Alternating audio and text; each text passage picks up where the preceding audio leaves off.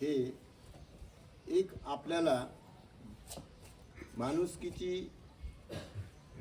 जी जिंदगी असते, कारण माणूस माणसासारखा जगला पाहिजे. अशी परिस्थिती आहे की माणूस माणसासारखा जगत नाही. माणसाने माणसासारखा जगला पाहिजे याच्यासाठी जागृतीचं जे मोठं कार्य आहे हे केवळ एकाच महामानवानं केलं, ते म्हणजे बाबासाहेब आंबेडकर. सामाजिक न्यायाची जी खरी कल्पना आहे ही बाबासाहेबांनी पाहिली. लोक म्हणतात की आजची परिस्थिती खूप कठीण आहे, आजची परिस्थिती खूप कठीण आहे, स्वतःला सिद्ध करणं, मोठं करणं, उभं करणं कठीण आहे. तुम्ही आठवा की याच्या मागच्या वर्षात जेव्हा बाबासाहेब आंबेडकरांनी या सगळ्या गोष्टीतून पुढे आले तेव्हा कशी परिस्थिती असेल आणि त्या परिस्थितीतून कशा पद्धतीने जीवन मिळेल. आज आपण म्हणतो की हवा आपला श्वास आहे, आपण श्वासोश्वास करतो, हवेनं करतो, पण खऱ्या अर्थानं भारतीय नागरिकासाठी संविधान हा श्वास आहे. कारण संविधान जर नसतं तर ही हवा, पाणी, निसर्ग जरी असतं तरी जीवन म्हणून जगण्यासाठी ज्या गोष्टी पाहिजे, स्वातंत्र्य, समता, बंधुता, न्याय, व्यक्तित्वाचा विकास, हा व्यक्तिमत्वाचा विकास साध्य करू शकलो नसतं. कारण परिस्थिती तशा पद्धतीची नाही. कारण सामाजिक स्तर रचना जेव्हा आपण पाहतो तर ती स्तर रचना अशा स्वरूपाची आहे जशी एखादी बिल्डिंग, पण या बिल्डिंगला जाण्या येण्यासाठी पायऱ्याच नाही. वरचा हा वरच्या मजल्यात आहे, खालचा खालच्या मजल्यात आहे, त्याच्या खालचा खालच्या मजल्यात. खालच्या मजल्यावाल्यांना वर जाण्याची कुठल्या पद्धतीची परमिशन नाही आणि वरचा खाली येऊ शकत.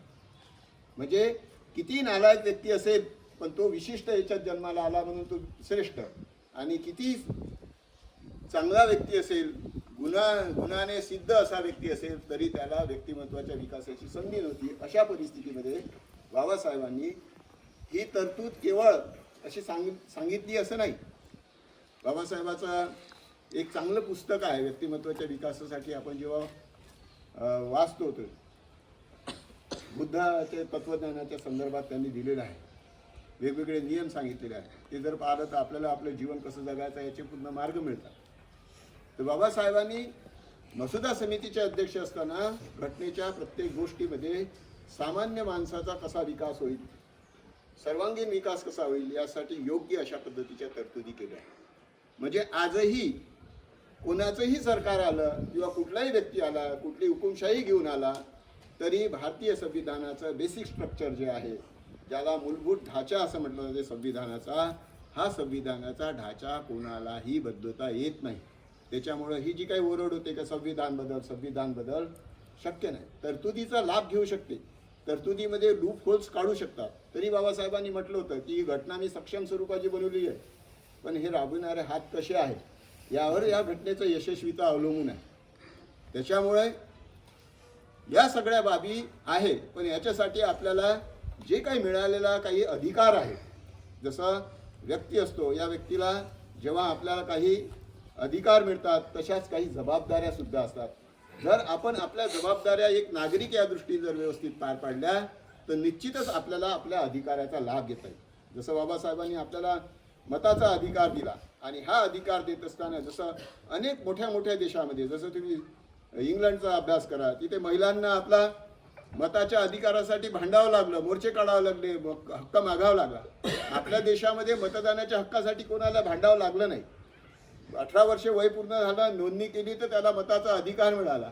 हा अधिकार मिळत असताना कुठल्याही प्रकारच्या शिक्षणाची अट नाही, कुठल्याही प्रकारचे गरीब श्रीमंत जात पात कुठलाही भेदभाव नाही. तर हा 1 वोट 1 व्हॅल्यू अशा पद्धतीचा अधिकार आहे.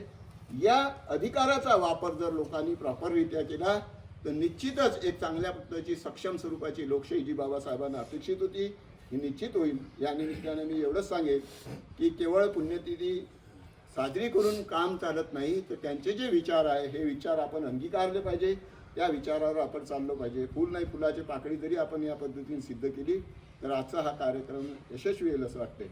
आजच्या आपल्या कार्यक्रमाचे अध्यक्ष आदित्य महाविद्यालयाचे प्राचार्य आदरणीय सोळंके सर, आदरणीय Dasole sir, Pilwar sir, Ulhas Rathod sir, आणि चांगल्या पद्धतीचा कार्यक्रम आयोजित करणारे आमचे वंजारी सर आणि राकुंड मॅडम, उपस्थित माझा सर्व प्राध्यापक मित्र परिवार यांचा मी आभार मानतो आणि माझे 2 शब्द